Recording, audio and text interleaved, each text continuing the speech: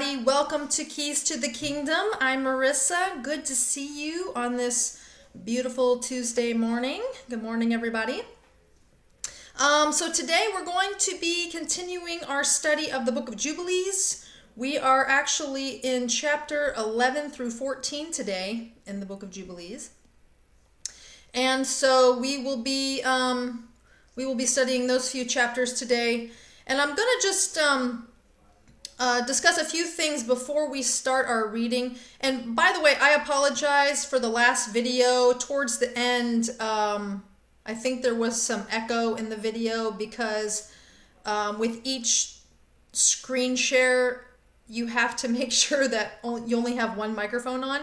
And apparently I had both microphones on. So one day I'll get this, the technological side of this video stuff worked out, but sometimes there are technical difficulties and sometimes there's things that I don't even recognize is happening. So if you ever hear an echo or you don't hear me at all, just let me know in the comments. This way I can adjust, because sometimes everything's happening so fast I don't even realize it and I can't hear it on my end. Hey Jessica and Mandy, hello from PA. What is the Book of Jubilees? Oh, good question, Mandy. What is the Book of Jubilees? So, Mandy's asking, what is the Book of Jubilees? The Book of Jubilees is, yeah, Christine, technology is so unfun, especially when I'm not a professional at any of this. There's so many different windows and you have to adjust the settings in every single window. So Mandy, the Book of Jubilees is a book that was a part of the canon and then was one of several books that were removed from the canon. Okay, this book was a part of the complete canon in the Ethiopian text. So the Ethiopians have a complete canon, and the only book that was missing from their canon was the Book of Esther. And they also had the Book of Enoch, and they had the complete book of the Book of Jubilees. The Book of Jubilees was also found, there was 15 copies found in the Dead Sea Scrolls, okay, in the caves of Qumran. So you'll see behind me, these are actually the caves of Qumran. This is where they found, and this is in Judea, okay, in Judea, these Qumran caves. And this is where they found the Dead Sea Scrolls. And there were 15 copies. And so there was actually more copies of the Book of Jubilees in the Dead Sea Scrolls than almost any other book that was in the Dead Sea Scrolls.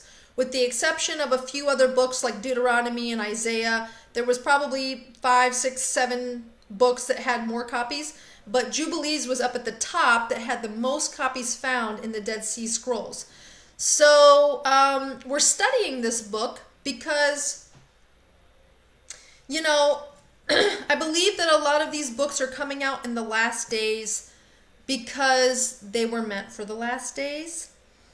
We were at one point doing a study on the Book of Jasher. The Book of Jasher is very interesting. You will see that the Book of Jasher is included in the, if you've ever heard of the Aleph Tav Sefer, the Eth Sefer, that collection actually includes the Book of Jasher, and it gives a pretty good explanation as to why they still think that the Book of Jasher is legitimate. But I decided not to do a study on it. We had started a study on it, but I decided not to continue it, only because there's certain things in the Book of Jasher that do not line up with the actual Torah and the Word. And so there's some debate as to the authenticity of that, but there's much more authenticity and trust placed in the Book of Jubilees. And like I said, the Book of Jubilees, there was 15 copies of it in the caves of Qumran found in the Dead Sea Scrolls, and it's also in the Ethiopian text. So we're studying it just to see its relevance, how relevant it could, is that the word I'm looking for? If it is relevant for our time. And you know, it's like I said, there were several books that were removed from our canon, and we're on a journey to find out why. And sometimes when you read what's actually in those texts, it makes you wonder why they were removed. And a lot of it has to do with end times. So we're studying the Book of Jubilees every Tuesday, and then we do our normal Bible reading over the weekend. Typically on Shabbat, but sometimes I have to do it on Sunday just because of my schedule and what's going on throughout the week. But today is Tuesday, so we are studying the Book of Jubilees. A couple of things before we get started. Because we are in the book of Exodus in our Bible reading, coming up pretty soon, I'm going to be doing another book giveaway. And we're going to do a small study on this book. Really, this is because this is during the wilderness journey in this part of the Bible reading that we're in the book of Exodus. I wanted to do a book giveaway and a small book study like I normally like to do. This is another James P. Gill's book. It's called Come Unto Me, God's Call to Intimacy, and it's all about the wilderness journey. And I really want to, I have 4 of these to give away, so I will announce when we're going to be doing this study. I'm just going to do one video, I think. I don't think I'm going to do more than one video so that we can just continue our Bible reading. But we'll do a video study on it, and I'll do a book giveaway. I've got 4 of these to give away, but this is really, it is a call to intimacy with the Lord, and it has to do with being in that wilderness part of your journey. And for those of you, especially if you're first coming to the Lord, or you're first really deciding to really walk with the Lord, like you're making a serious effort to walk with Yahuwah and be in his word and dwell with him daily, okay? And I'm hoping that those people will be the ones that win this book, because it's calling you to an intimacy with the Lord, and it's explaining to you why he brings you into this wilderness part of your journey. And it's really just to solidify, just like it was in the book of Exodus with the children of Israel, your relationship with him, so that you learn to trust him and depend on him for your sustenance and your protection and your provisions and all of those things. So I'll be announcing when we're going to do that. It's going to be in the next month or so. We'll do the Come Unto Me book review, and I'll do a book giveaway. And like I said, hopefully those of you who are just coming into a serious walk with the Lord will join me. And even those of you who aren't, because perhaps we can have more than one wilderness journey throughout our walk. Mandy says, yes, I've been wondering a lot about why these things are in the Bible and why things are not. Intrigued. Thank you. Yeah, so we definitely want to consider these things. A lot of these books are actually mentioned in our canon and in the Bible, but they're not in the canon. And so, the Book of Jubilees, I think, has a lot to offer us, and I think it has a lot of credibility. Sherry says, in Genesis it states that God sealed some books until the end times. Bingo! You hit the nail on the head, Sherry. That's exactly why we are testing these books out. So we're testing them to see if they line up with the Word, and if they offer us something that we feel like Yahuwah has for us in these end times. So that's right. He did say, seal up these books till the end. And like it says, in the Word, it is to the glory of God to hide certain things, and it is to the glory of kings to seek them out. And so we want to study these things, we want to test them, and that's exactly what we're doing. And it's just interesting that these books have surfaced in the Dead Sea Scrolls just in the last century, and they were hidden for so long. So we've been testing these books out, and so we're going to continue to do that. Okay, so like I said, I'll be announcing when we're going to do this book study. It's a small book. It's really just going to bring you into a deeper intimacy with Yahuwah and explain to you why we have to go through this wilderness time in our walk. And that's usually right after we are delivered out of the world, delivered out of Egypt, delivered out of our sins, and God brings us immediately into the wilderness where we are forced to depend on him. And we're forced to be so close and dependent on him, so that he can bring us into such a close and intimate relationship with Yahuwah, that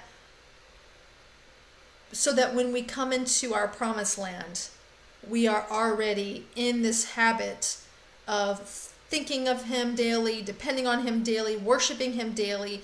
And that's what the book is all about. So I'll be announcing that in the next month or so. We'll do a study on that, and I'll do a book giveaway. Another thing, for those of you who are asking, I got some more of the Kingdom Ready tank tops. I actually have mine on today. These Kingdom Ready tank tops are available once again. As of right now, I only have medium and large, and I have one extra large. Medium, large, and I have one extra large. These tank tops are given away for a donation of $65.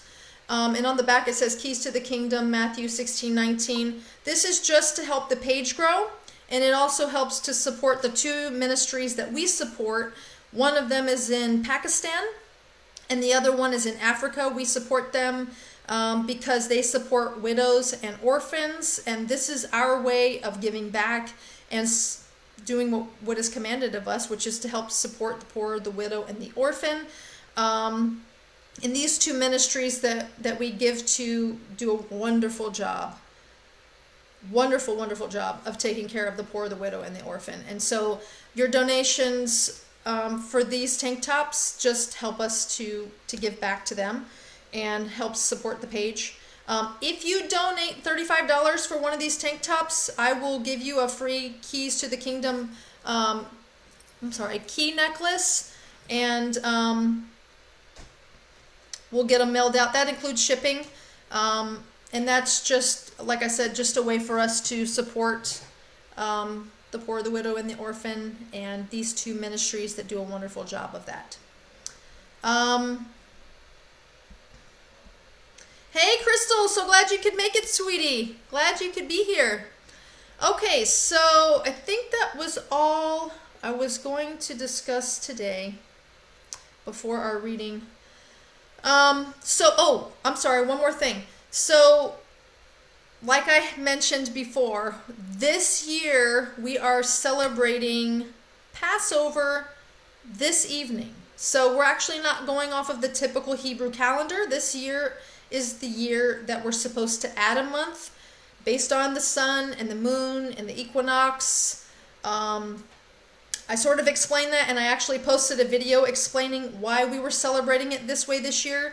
Passover is very, very near and dear to my heart. I got saved at a Passover Seder by the Holy Spirit. It was not, when you go to a Passover Seder, you're not there to get saved. You're there to do the Passover.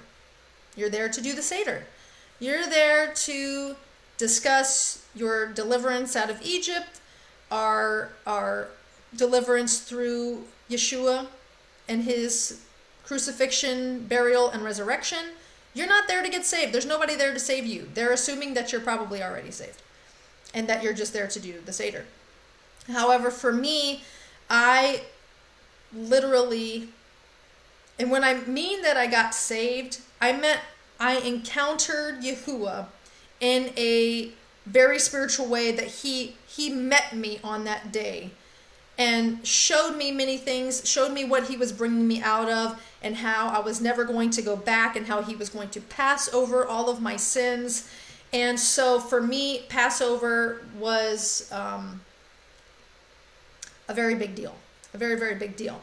But this is actually the first year that we're going to be celebrating it on this calendar. Many of you know, or many of you may not be familiar with, but a lot of us have been seeking the correct calendar because there are instructions in the Word, and there are instructions, very much, actually much clearer instructions in the Book of Enoch of how to count the months, the days, the years, and how you're supposed to calculate the feast days and when they're supposed to fall. Well, there's been the Zadok calendar, the Enoch calendar. I don't even know if there's a name for this calendar. It's in the Book of Enoch. I mean, I don't know what they're calling it these days, but a lot of different people have been trying to have been trying to find the correct calendar and worship on the correct days. I don't blame anybody for still worshiping these feast days. Celebrating these feast days on the Hebrew calendar. I've been doing it. Everybody's been following the same calendar pretty much this whole time. And then, this is my first year celebrating it on this particular calendar. So if you have any questions about it, just message me. I can send you the link to the video, but this is the best. This has been the best teaching that I've seen on the correct calendar, because it actually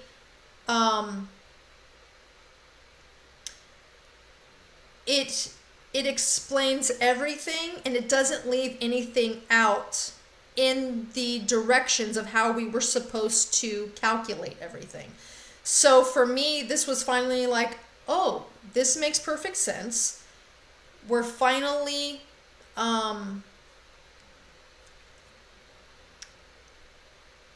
taking everything into consideration and using it in our calculation of the calendar, whereas a lot of the other calendars leave certain things out. So I felt led to do this. A lot of people that I know are actually going to be celebrating it tonight. So tonight we're celebrating the first night of Passover. We're actually going to be having a meal. We're going to, just very simple, doing what the Word says to do. Not working. I took tomorrow off. If you can't take those days off, don't worry about it. We have a sacrifice and a covering and a high priest that will make atonement for us daily if you can't do those things. But if it's on your heart, I would research it out, pray to Yahuwah and seek him, seek his face for the matter, and just find where it leads you. But we're going to be eating everything up on the screen for you to follow along. We're going to be in chapters 11 through 14 today. If you have any questions, if you have any comments, feel free to put them in the comments and I will address them as I see them. These are interactive videos, so don't feel like you can't say anything or comment on anything, or if you have any questions, please let me know. All right, so let's go ahead and bring this up. We're in chapter 11 here.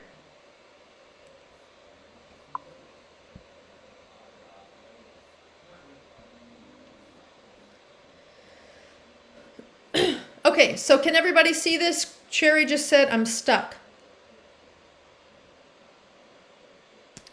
Can everybody hear me? Can you see everything up on the screen? Chapter 11 here.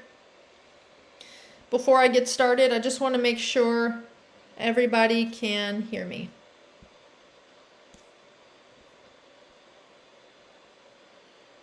Is everything good? Let me know if everything's clear so we can go ahead and start reading. I can now. Okay.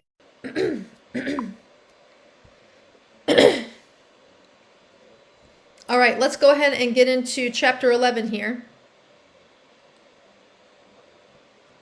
In the 35th Jubilee, in the 3rd week, in the 1st year of it, Ru took to himself a wife, and her name was Orah, the daughter of Ur, the son of Kesed. And she gave birth to a son and called his name Shero, in the 7th year of this week in this Jubilee. Now the sons of Noah began to war with each other. to take captives and to kill each other, and to shed blood, the blood of men on the earth, and to eat blood, and to build strong cities and walls and towers, and individuals began to exalt themselves above the nation, and to establish kingdoms and to go to war, people against people, and nation against nation, and city against city. That the sons of Noah are, they started to become jealous of each other because of the lands that they received, and which their jealousy began to manifest in such a way that their hearts became angry, jealous, and now they are warring with each other and teaching their sons to do evil. Or the son of Kesed built the city of Ara of the Chaldees and called its name after his own name and the name of his father. And they made themselves molten images, and they worshipped the idols and the molten images they had made for themselves. And they began to make graven images and unclean and shadowy presents. And malevolent and malicious spirits assisted and seduced them into committing transgression and uncleanliness. So I'm just going to pause here for a second. They began to worship idols. Okay. And malevolent and malicious spirits assisted and seduced them into committing transgression and uncleanliness. So I'm just going to pause there for a second and just remind you that prior to the flood, we had fallen angels lusting after the daughters of men, because the angels were not given wives in the heavenly realm. They were not assigned wives because there was no need for them to, but they were jealous because man was given wives, and they lusted after the wives, and they actually came down, and a third of the angels came down and mated with the daughters of man, and they created Nephilim, which were giants on the earth. Then we have the flood destroying all of them, and immediately after Noah and his sons come out, it says that malicious spirits. So these Nephilim, which were the giants, which were the sons, okay, which were the children, the offspring of the angels and women, when they were killed, their spirit, their soul, was sort of a lost and wandering soul. And so it says here in the Book of Jubilees that these unclean spirits, okay, certainly we still talk about unclean spirits today, demons, ghosts, whatever you want to call them, malevolent and malicious spirits assisted and seduced them into committing transgression and uncleanliness. So now we have in the spiritual realm unclean spirits that are seducing mankind into doing evil. Okay?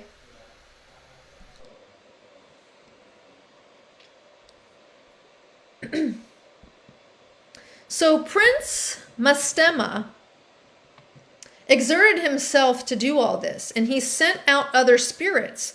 Remember, this prince was the leader of these other spirits. And he sent out other spirits which were put under his control to do all manner of wrong and sin, in all manner of transgression, to corrupt and destroy, and to shed blood on the earth. So these beings were given charge to do all manner of wrong and sin, and to teach man to do so. For this reason, he called the name of Shero Serug, for everyone turned to do all manner of sin and transgression. He grew up and dwelt in Ur of the Chaldees. Remember, the land of Ur is where Abraham was born.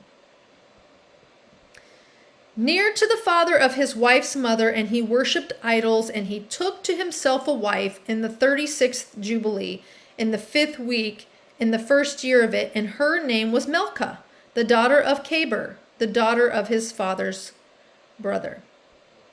She gave birth to Nahor in the first year of this week, and he grew and dwelt in Ur, the land of the Chaldees. And his father taught him the sciences of the Chaldees, to divine and conjure according to the signs of heaven. So already the sons of Noah are learning to divine and conjure according to the signs of heaven, which was part of the teachings of the fallen angels. But they were using the signs of heaven in a way that was not commanded by Yahuwah. In the 37th Jubilee, in the 6th week, on the first year of it, he took to himself a wife, and her name was Jaska, the daughter of Nestag of the Chaldees. And she gave birth to Terah in the 7th year of this week. So Terah is the father of Abraham. So what happened here, and what we know from other scriptures, is that they started building cities, particularly the tower. First there was the Tower of Babel, but then you had all of these kingdoms that were, and these big cities that were being built, and they were fallen away from the teachings of Yahuwah, okay? And they were following after the teachings of the fallen angels and of these deceiving spirits. So we know that Abraham was, and now you have to remember too that Nimrod was leading over these people. He was ruling over this kingdom. And that Abraham and his father and his lineage were subject to this kingdom. Wow, technology is terrible today. Not sure if it's just my net, but it keeps pausing. Okay, so why does this always happen to me?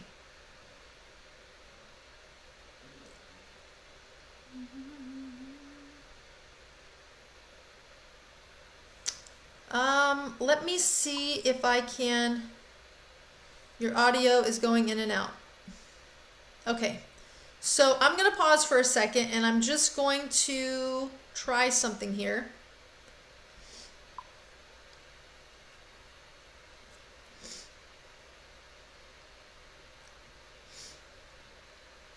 Okay, so I switched my Wi-Fi. I hope this works a little bit better.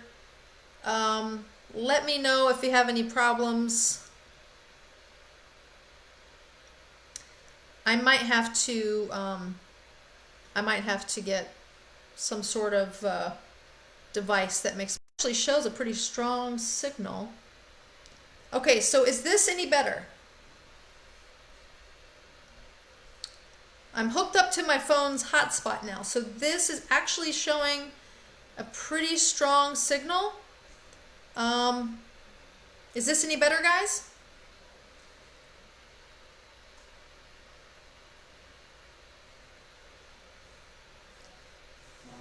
Let me know, because I'm hooked up to my hotspot now, which I've never tried before actually when doing a video. Is this better? It's becoming better since I commented. All right, so yeah, this is my first time hooking up to the hotspot, so let me know. I just switched over to it. Let me know if this works better.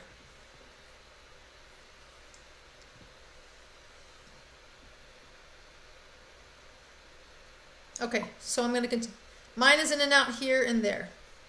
Okay, so I'm just going to, Crystal says good. I'm just going to go ahead and continue on the hotspot because it looks like it has a stronger signal, I think. I don't know why. All right, so let's go ahead and continue here.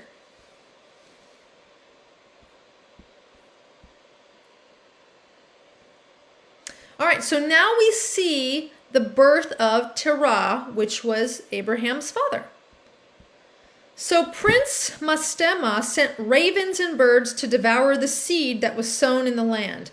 And guys, we actually see this in the scriptures, where there's ravens or crows, that's usually symbolic of the enemy, okay? Because these birds devoured the seed that was sown in the land. And we actually see this, we actually see Yeshua talking about this, and we see this in the Bible as well. In order to destroy the land and rob the children of men of their labors.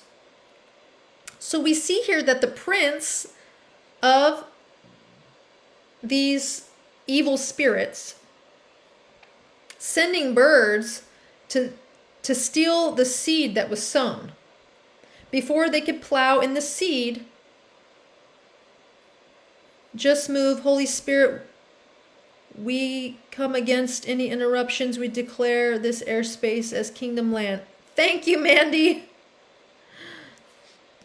I hope this is still okay for you guys.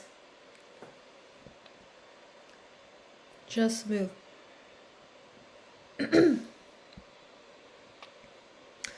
Okay, so in order to destroy the land and rob the children of man, before they could plow in the seed, the ravens picked it from the surface of the ground. This is why he called his name Terah, because the ravens and the birds reduced them to destitution and devoured their seed. So this is interesting because we don't see this in the book of Genesis, where the reason that they named him Terah was because these birds, these ravens, were coming and stealing the seed from the land. The years began to be barren because of the birds, and they devoured all the fruit of the trees from the trees. It was only with great effort that they could harvest a little fruit from the earth in their days. So this was making it very hard for them to keep their sustenance with the food that they needed. In this 39 Jubilee, in the second week, in the first year, Terah took to himself a wife, and her name was Edna, the daughter of Abram, the daughter of his father's sister. In the 7th year of this week, she gave birth to a son and called his name Abram. So this is interesting because this is basically telling us that Abram was named after his mother's father, because Edna was the daughter of Abram, the daughter of his father's sister. So this is Terah's uncle, Abram. So apparently Abraham was named after his father's uncle. Gets a little confusing. Called his name Abram by the name of the father of his mother. Okay, so it says it right here, by the name of the father of his mother. For he had died before his children had conceived a son.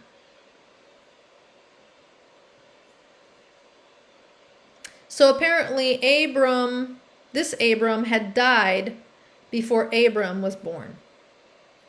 And the child began to understand the errors of the earth and that all went astray after graven images and after uncleanliness. So this is interesting.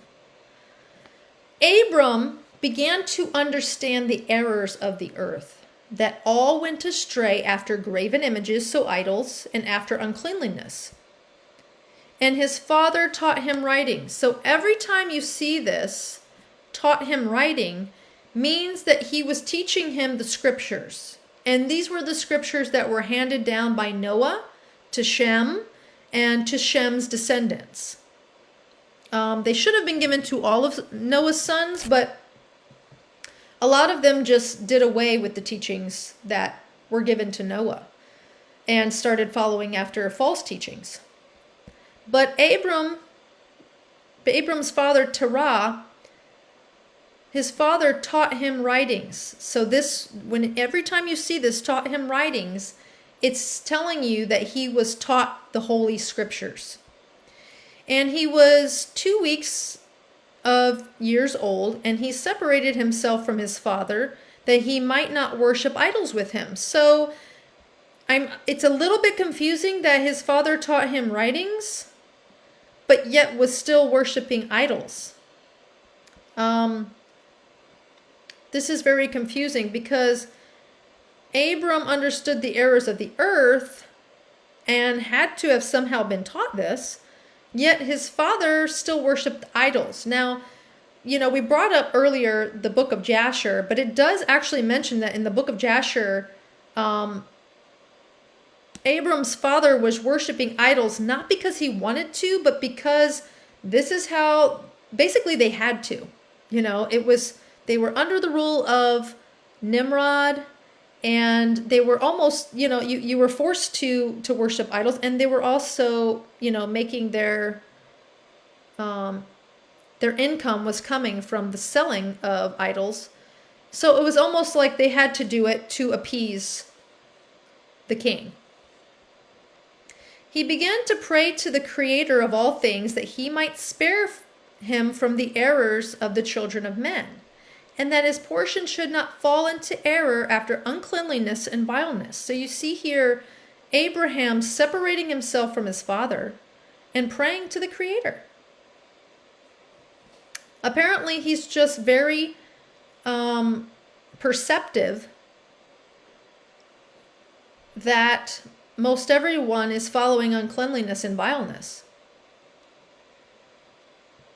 The time came for the sowing of seed in the land, and they all went out together to protect their seed against the ravens. And Abram went out with those who went, and the child was a lad of 14 years. So he's only 14 years old, Abram.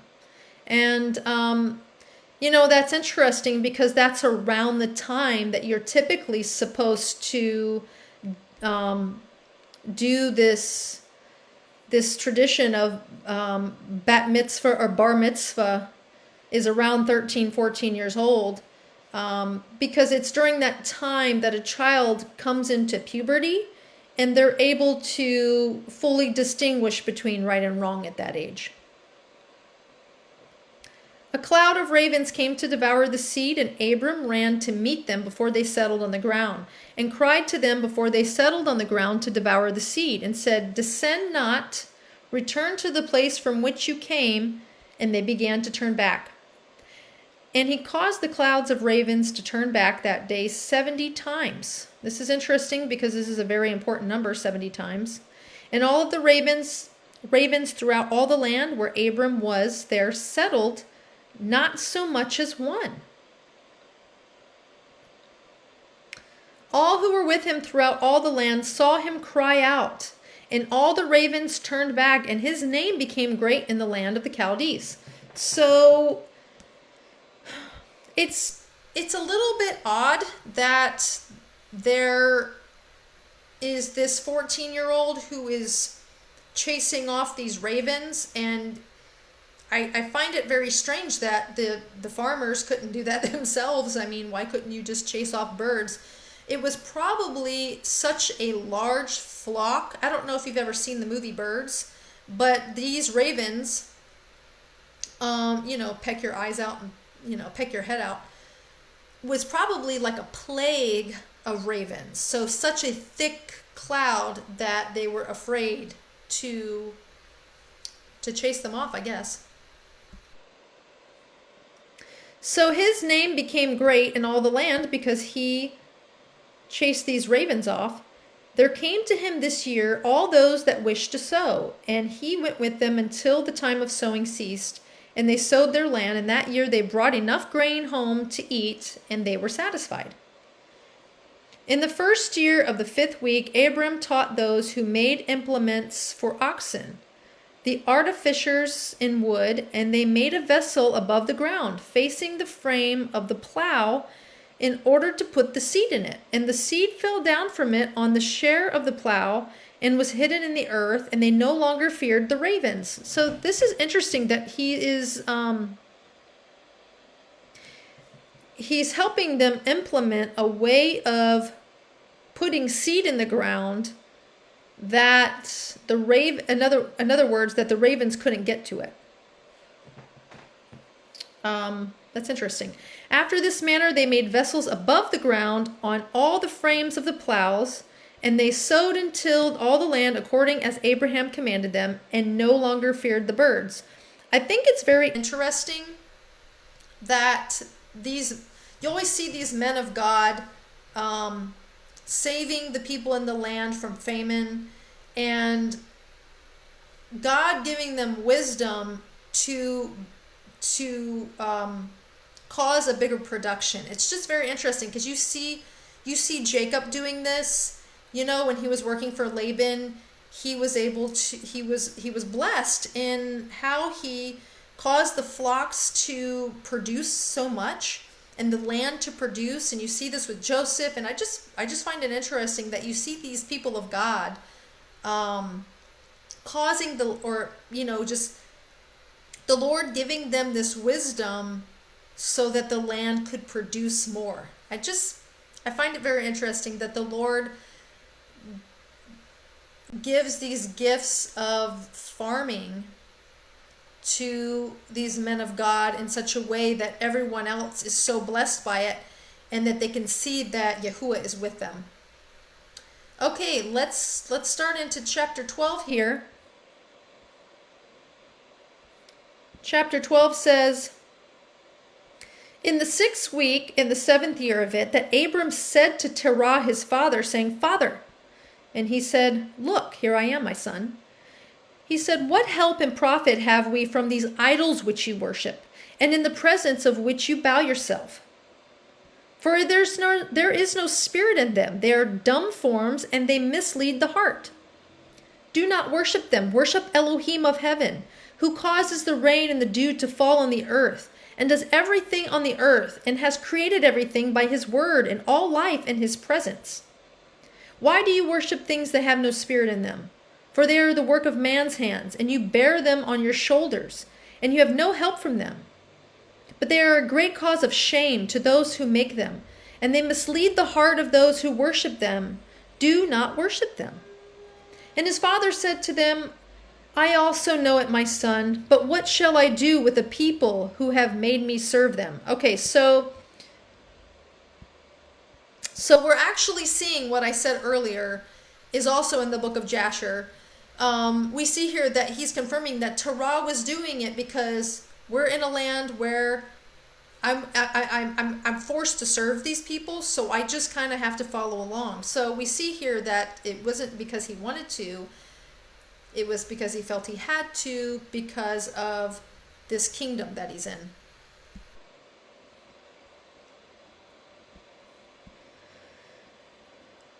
I know it, my son, but what shall I do with the people who have made me serve them? If I tell them the truth, they will kill me, because their soul clings to them, so they worship them and honor them. Keep silent, my son, or they will kill you. And these words he spoke to his 2 brothers, and they were angry with him, and he kept silent. In the 40th Jubilee, in the 2nd week, in the 7th year of it, Abraham took to himself a wife, and her name was Sarai, the daughter of his father, and she became his wife. Haran, his brother, took to himself a wife in the 3rd year of the 3rd week, and she gave birth to a son in the 7th year, and called his name Lot. Okay. Nahor, his brother, took to himself a wife. In the 60th year of the life of Abram, that is in the 4th week, on the 4th year of it, Abram arose in the night and burned the house of the idols. And he burned all that was in the house, and no man knew it.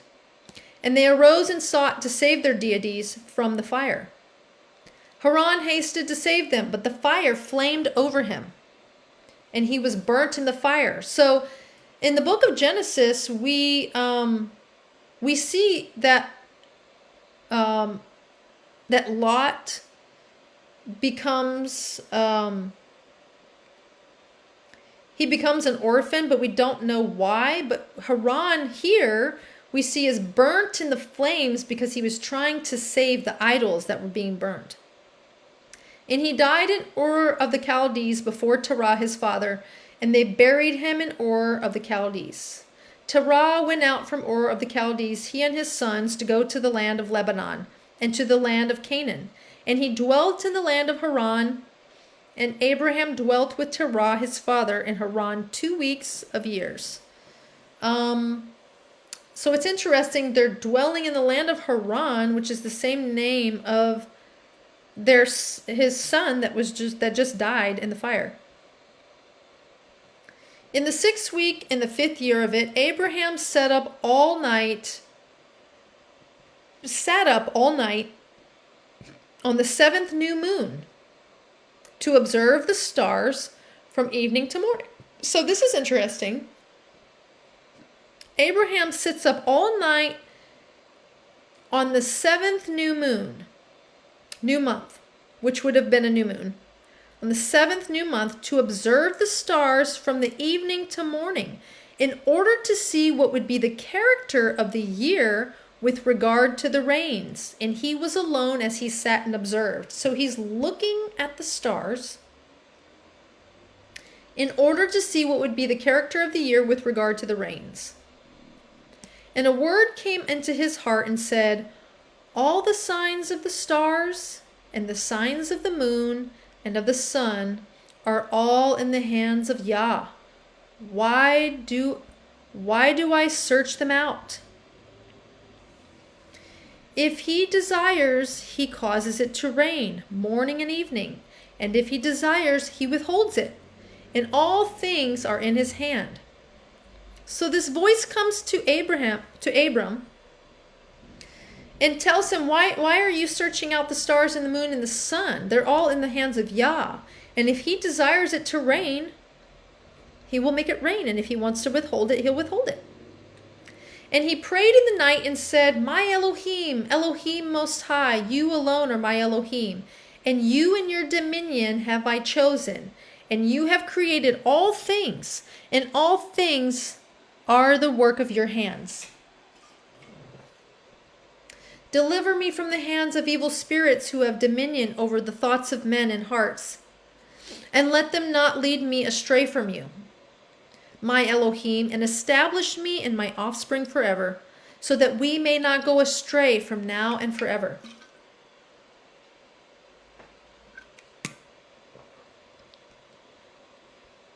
He said, shall I return to Ur of the Chaldees who are trying to find me? Should I return to them? Am I to remain here in this place? The right path is before you. Make it prosper in the hands of your servant so that he may fulfill it, and that I may not walk in the deceitfulness of my heart, O my Elohim. He stopped speaking and stopped praying. And then the word of Yah was sent to him through me, saying, so through this angel he was speaking to him, saying, get out of your country and from your kindred, and from the house of your father, and go to the land which I will show you, and I shall make you a great and numerous nation. So I'm going to pause there for a second, but we see here, just like we see in the book of Exodus, the angel of the Lord was telling him to get away from your father's house and away from your family. Okay? He knew that his family worshipped idols, and it was still in their hearts to somewhat do so. And they did not have this desire to worship the Lord like Abram did. So he was telling Abraham to get away from your father, get away from your family. And sometimes this is what we have to do in order to serve the Lord, because what did Yeshua say? I have not come to bring peace, but I have come to bring a sword, father against son, son against father, mother against daughter, daughter against mother. Because if you're to worship me, sometimes you will have to separate yourself from your family. And this is what he was telling Abram. And he's telling him, I shall make you a great nation, great and numerous nation. And I will bless you, and I will make your name great, and you will be blessed in the earth. And in you shall all the families of the earth be blessed. And I will bless them that bless you, and curse them that curse you. I will be an Elohim to you and your son, and to your son's sons, and to all your offspring. Fear not. From now on and to all generations of the earth, I am your Elohim. Yah Elohim said, open his mouth and his ears, that he may hear and speak with his mouth, with the language which has been revealed. for it had ceased from the mouths of all the children of men from the day of the overthrow of Babel. Okay, so I want you to pay attention to this right here. Yah Elohim said, open his mouth and his ears, that he may hear and speak with his mouth, with the language which has been revealed. For it had ceased from the mouths of all the children of men from the day of the overthrow of Babel. So we know that during the Tower of Babel, everyone spoke with one language. There was one pure language that all of mankind was speaking. But at the Tower of Babel, the angels of the Lord descended, the Spirit of the Lord descended, and they confounded the languages of everyone there, and everybody started speaking different languages. What it's conveying here, that now he is revealing, yes, Sherry got it, he's revealing to him the pure Hebrew language. He's renewing it to him again. Okay? Yes, Hebrew is the language of heaven. Amen. You got it. So it's saying it had ceased. So they had stopped speaking it since the days of the overthrow of Babel. And now he's giving it back to Abraham, and they're going to start speaking Hebrew again. This is the ancient Paleo-Hebrew. Okay? Amen. Yes. Mandy. So, this is very interesting because, we knew that the Hebrews had kept Hebrew as the pure and holy language, but the Book of Jubilees is giving us a little bit more detail that they had stopped speaking it since the Tower of Babel, and he gave it back to Abraham apparently here at this moment. Okay?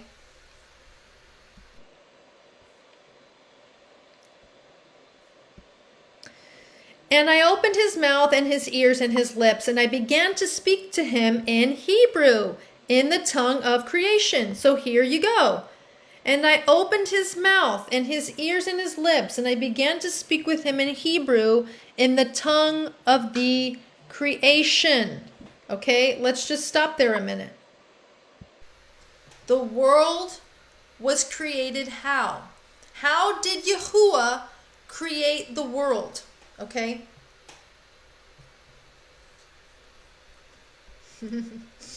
Sherry says, I want to learn it. Mandy says, me too. I'll actually post it. If you go to the videos, we did a teaching on, it was a little bit of an introduction to Hebrew. And if you go into the videos, on the page, it's a really good introduction into Hebrew.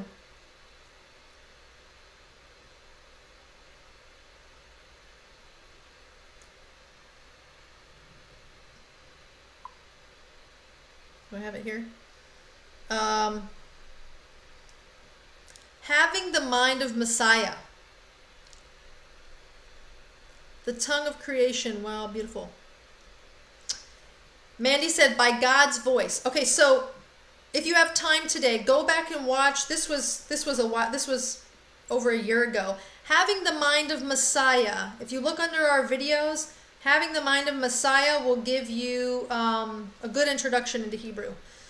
But yes, so Yahuwah, when he created, he spoke. He spoke with words. Okay? He spoke creation into existence. So it is believed that it was through Hebrew, through the Hebrew language, through the Hebrew tongue, that Yahuwah created the world. And it says right here, I opened his mouth and his ears and his lips, and I began to speak with him in Hebrew, in the tongue of the creation. So the Book of Jubilees confirms that creation was created through the Hebrew language. That's why it's so important to try to get back to the original language, the original Hebrew. We've done a little bit of teachings on that. There's a lot of teachings out there. I highly, highly, highly recommend learning some basic Hebrew, particularly biblical Hebrew that pertains to the words that we study in the Word, okay? But yeah, it's a beautiful thing. And I tell everybody, you know, you can get a lot from the Word, reading the Word in English, but it's a whole other level when you study it in the original language. It's two different thought processes. It's two different. English is so far removed from Hebrew. You're talking about a Western thought process versus an Eastern thought process. The languages are, and honestly, to me, Hebrew's a lot easier to learn because I actually I'm a lover of language. I studied a lot of languages.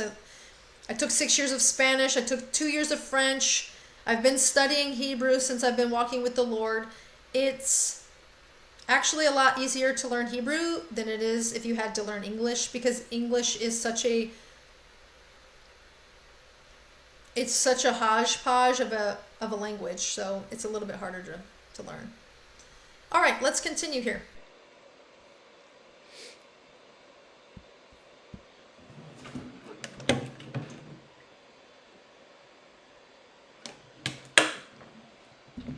Okay, so Hebrew, the tongue of creation. So he's teaching Abraham Hebrew.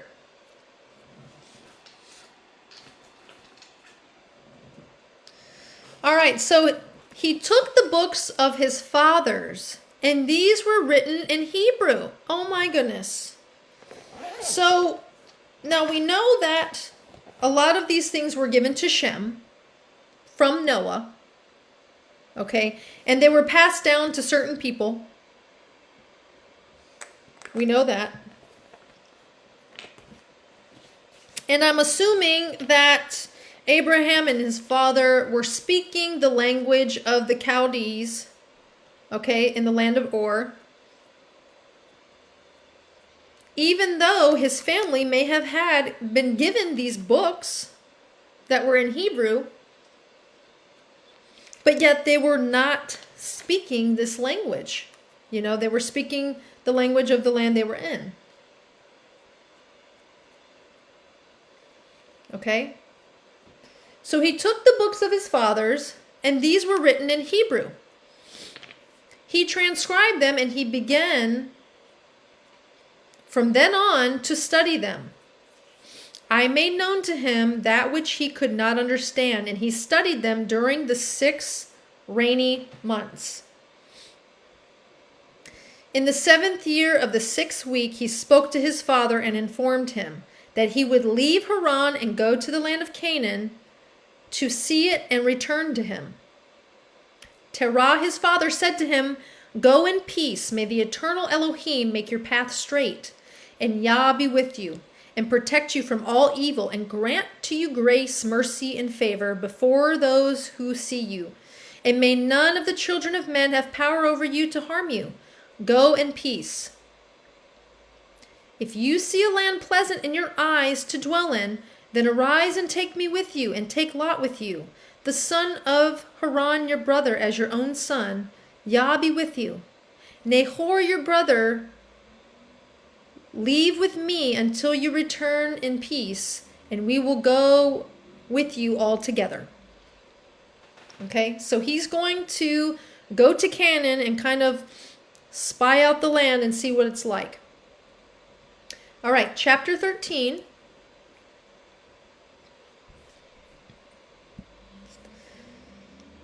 Abraham journeyed from Haran, and he took Sarai his wife and Lot and his brother Haran's son, and they went to the land of Canaan, and he came to Asher, and proceeded to Shechem, and dwelt near a tall oak.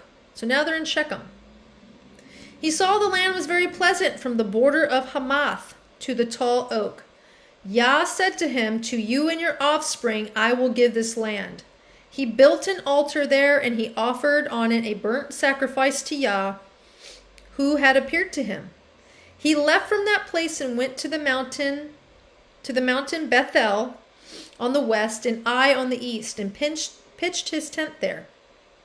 He saw the land was very wide and good, and everything grew on it, vines and figs and pomegranates and oaks and ilexes and turpentine and oil trees and cedars and cypresses and date trees and all the trees of the field, and there was water on the mountains.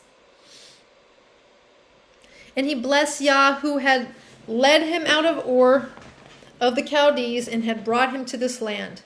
In the first year, in the 7th week, in the first new month, he built an altar on this mountain and called on the name of Yah and said, "You, the eternal Elohim, are my Elohim."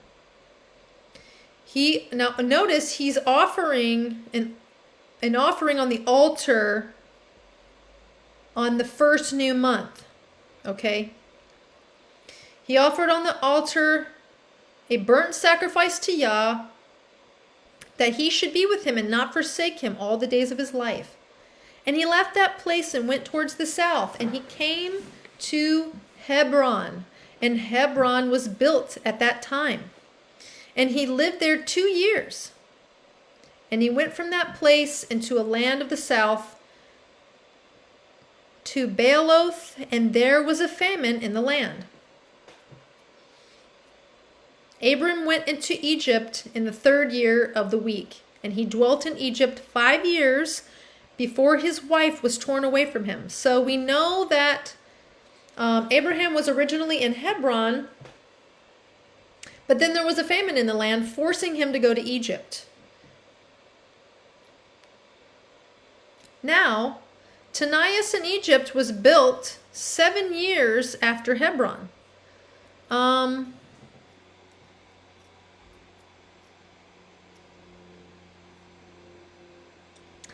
So Tanais in Egypt was built 7 years after Hebron. When Pharaoh seized Sarai, the wife of Abram, Yah plagued Pharaoh in his house with great plagues because of Sarai, Abraham's wife. Abram was celebrated and admired because of his great possessions of sheep, cattle, donkeys, horses, and camels, and maidservants and menservants, and in silver and in gold. Lot and his brother's son were also wealthy. Pharaoh gave back Sarai, the wife of Abram, and he sent him out of the land of Egypt. And he journeyed to the place where he had pitched his tent in the beginning, to the place of the altar, with Ai to the east and Bethel to the west. And he blessed Yah his Elohim, who had brought him back in peace. In the 41st Jubilee, in the 3rd year of the week, he had returned to this place and offered on it a burnt sacrifice, and called on the name of Yah and said, "You, the Most High Elohim, are my Elohim forever and ever." In the 4th year of this week, Lot parted from him, and Lot lived in Sodom. Because remember, Lot, basically their flocks had become too big, their people had become too numerous, so Lot chose to depart from Abraham and go to the land of Sodom. And the men of Sodom sinned greatly. And it grieved him in his heart that his brother's son had parted from him, because Abram had no children. After Lot had parted from him in the 4th year of this week, in that year when Lot was taken captive, Yah said to Abram, "Lift up your eyes from the place where you are dwelling, northward, southward, and westward, and eastward. All the land that you see I will give to you and your offspring forever, and I will make your offspring as the sand of the sea. Though a man may number the dust of the earth, yet your offspring shall not be numbered. Arise, walk through the land in the length of it and the breadth of it, and see all of it. See it all. To your offspring I will give it." And Abram went to Hebron and lived there. And in this year came Chedorlaomer, king of Elam, and Amraphel, king of Shinar, and Arioch, king of Shelasar, and Turgal, king of nations, and killed the king of Gomorrah. And the king of Sodom fled, and many fell through wounds in the valley of Siddim by the salt sea. So we see these 5 kings are warring against the king of Sodom and Gomorrah. And they took captive Sodom and Adam and Zeboim, And they took Lot captive, the son of Abraham's brother, and all his possessions, and they went to Dan. One who had escaped came and told Abram that his brother's son had been taken captive. And Abraham equipped his household servants for Abram and for his offspring 1/10 of the first fruits to Yah. And Yah ordained it as a law forever that they should give it to the priests who served before him, and that they should possess it forever. So this is interesting because right here, it's showing that he instituted a giving of 1/10 of the first fruits to Yah as a law forever. And this was before the law was given at Sinai.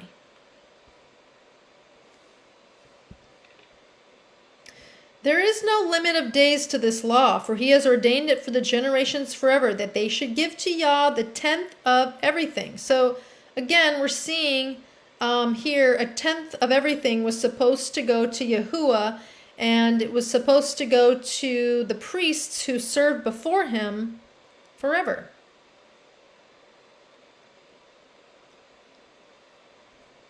Of the seed and of the wine and of the oil and of the cattle and of the sheep. He gave it to his priests to eat and drink with joy before him. The king of Sodom came and bowed down to him and said, Our master Abram, give to us the souls which you have rescued, but let the booty be yours. And Abram said to him, I lift up my hands to the Most High Elohim, that from a thread to a shoe lasset I shall not take anything that is yours, so that you could never say, I have made Abraham rich, except only what the young men, Ener and Eshcol and Mamre, have eaten, and the portion of the men who went with me, these shall take their portion. And you'll notice there's many times that Abram does not take anything from these heathen kings because he does not want them to ever be able to say that they made Abraham rich. Abraham was very wise, and he wasn't going to take goods when there could have been strings attached.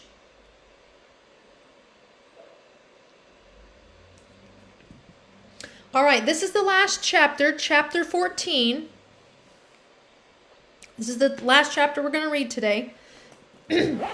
Now, after these things, in the 4th year of this week, on the third new month, the word of Yah came to Abram in a dream, saying, Fear not, Abram, I am your defender, and your reward will be very great.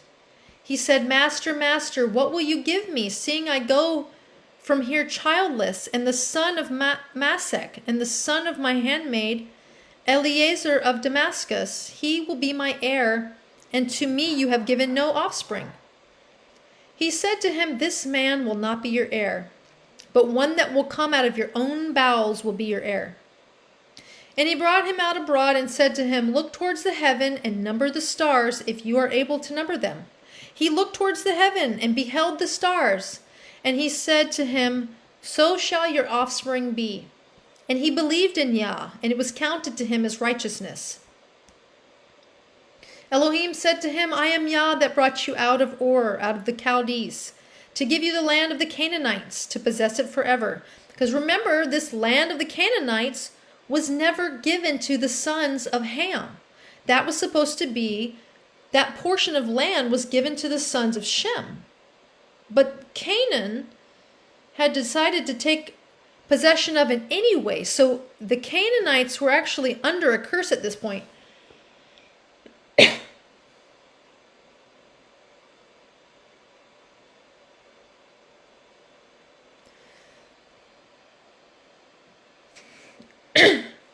So they were under a curse because they had taken a portion of the land that was not theirs. And he said, Master, Master, how shall I know that I shall inherit it? Elohim said to him, Take me a heifer of 3 years, and a goat of 3 years, and a sheep of 3 years, and a turtle dove and a pigeon. And he took all these in the middle of the month, and he dwelt at the oak of Mamre, which is near Hebron. And by the way, the land Hebron had a different name. I think it's called Kiryat Ar. I can't remember. It starts with a K. But the land of Hebron actually had a different name before Abraham was residing there. He built an altar there and sacrificed all these. He poured their blood on the altar and divided them in half and laid them over against each other. But the birds he did not divide. Birds came down on the pieces, and Abraham drove them away, and he did not permit the birds to touch them. It happened, when the sun had set, that an ecstasy fell on Abram, and such a terror of great darkness fell on him. And it was said to Abram, "Know of a surety that your offspring shall be a stranger in the land that is not theirs, and they shall be brought into bondage and afflicted for 400 years. So here is Yahuwah making a covenant with Abram. And the first thing he shows him is going to be the captivity of his descendants in Egypt. It says, "Know of surety that your offspring shall be a stranger in a land that is not theirs, and they shall be brought into bondage and afflicted for 400 years. Okay?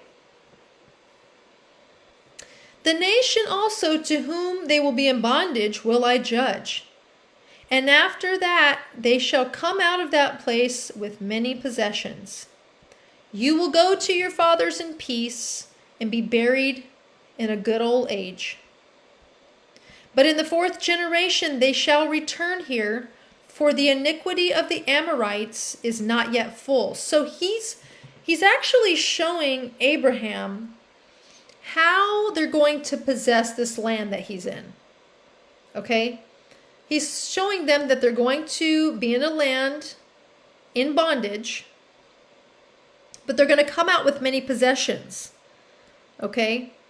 And in the 4th generation, they're going to return here, because by then the iniquity of the Amorites is going to be at its fullest. They're going to be at their fullness of sin and ripe for punishment, which I personally don't understand why he had to wait that long, since the Canaanites had already put themselves under a curse, taking a land that was not theirs to begin with. But God is merciful, more merciful than I would have been. I don't know why he waited 4 generations, but he did. And he awoke from his sleep, and he arose, and the sun had set, and there was a flame, and a furnace was smoking, and a flame of fire passed between the pieces. So you see this flame of fire, okay, where there is the presence of the Lord. Remember, there was a fire in the burning bush, and there was a flame that was leading the children of Israel at nighttime in the wilderness.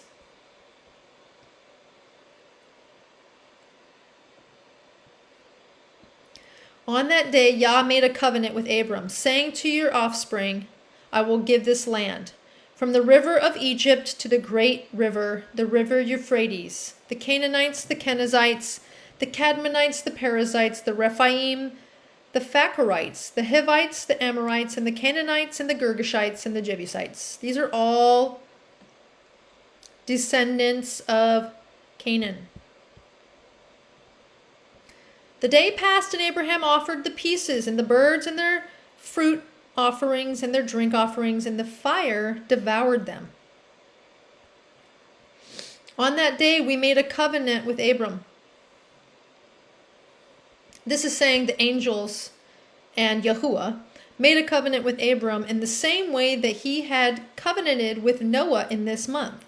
And Abram renewed the festival and laws for himself forever. Abram rejoiced and made all these things known to Sarai his wife. He believed that he would have offspring, but she did not bear. Sarai advised her husband Abram and said to him, Go into Hagar, my Egyptian maid, it may be that I shall build up offspring to you by her. So these years go on, and Sarai's she's not conceiving, and she's basically in the years past her ability to conceive by human standards.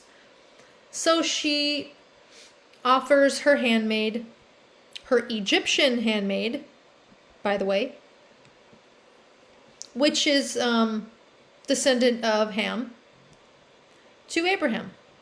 Abraham listened to the voice of Sarai, his wife, and said to her, "Do so." And Sarai took Hagar, her maid, the Egyptian, and gave her to Abraham, her husband, to be his wife. He went into her, and she conceived, and she gave birth to a son, and called his name Ishmael, in the 5th year of this week. And this was the 86th year in the life of Abram. So when Abram was 86, she gave birth to Ishmael. Okay, so that is the end of chapter 14. Okay, so we're going to stop there. So we see a lot of things that we see in the book of Genesis, and we also see things that are also not mentioned in the original text. So a lot of interesting things. And then, a lot of those things actually correlate in some of the other books that we've read that are not in the canon. So it's interesting when we try to piece these things together, that you get a little bit more information. I love the part where it talks about how he's teaching Abraham the original language, Hebrew. And it actually mentions that that was the language that was used for the creation of the world. So, yeah, that's pretty exciting. And it does prompt you to want to learn more Hebrew, because it was the holy language, the language that we're going to be speaking once again when we're all brought together in the kingdom. I believe we will be speaking Hebrew.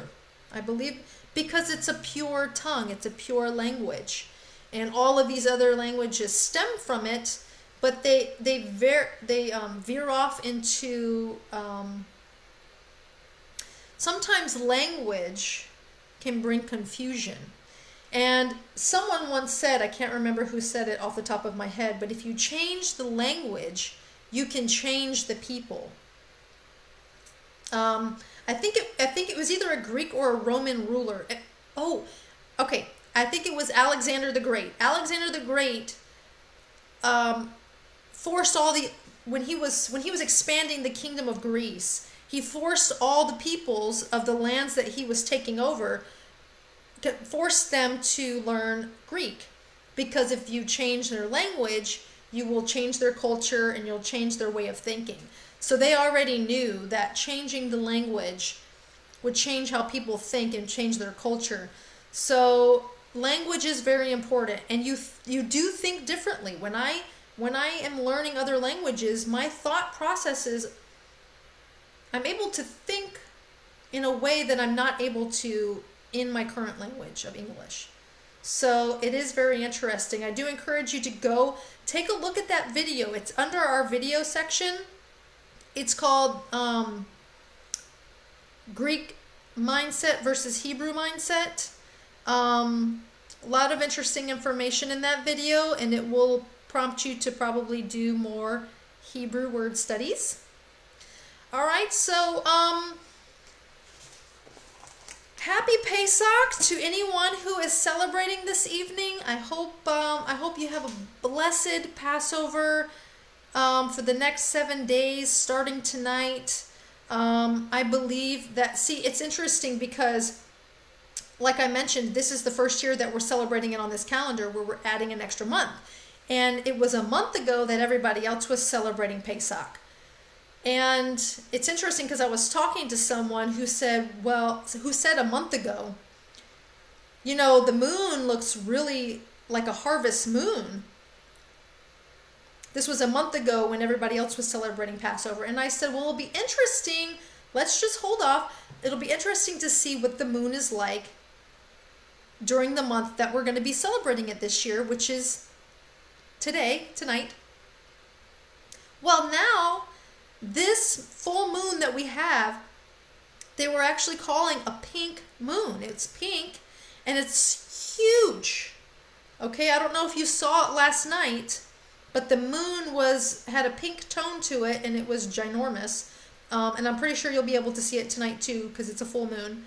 I just thought that was so interesting because they were not mentioning a pink moon last month when everybody was celebrating Pesach, but it's this month, and we just happen to be adding a new month this month. So praise Yahuwah. I just want to be on his timeline. I just want to be celebrating his feast days as they're celebrating it in heaven. Because remember, everything that we're commanded to do here on the earth, they're celebrating those feast days in heaven.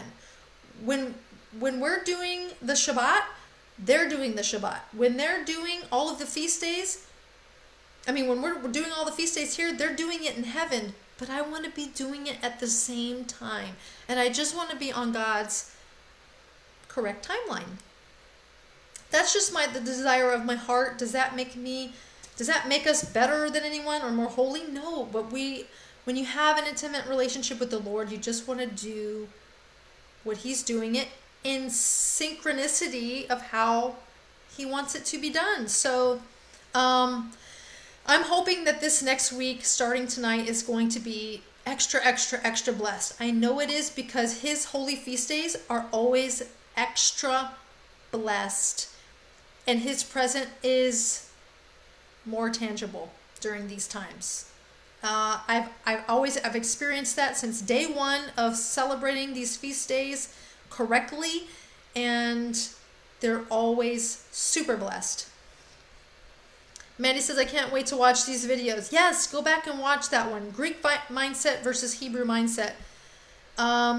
Yes, Crystal, have a wonderful Passover tonight.